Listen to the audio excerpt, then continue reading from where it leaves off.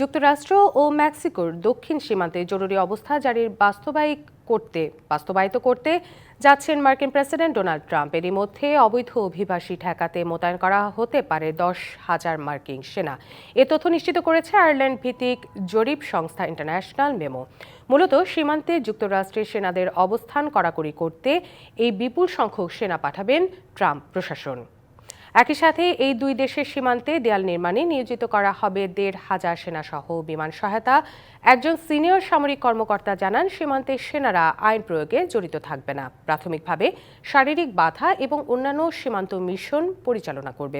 ইতোমধ্যে একটি পৃথক আদেশ জারি করে যুক্তরাষ্ট্রে অভিবাসন প্রত্যাশীদের ভ্রমণ স্থগিত করা হয়েছে। এর আগে অনুপ্রবেশকারীদের অবৈধ এলিয়েন আখ্যা দিয়ে তাদের বিরুদ্ধে কঠোর ব্যবস্থার নির্দেশ দিয়েছে ট্রাম্প।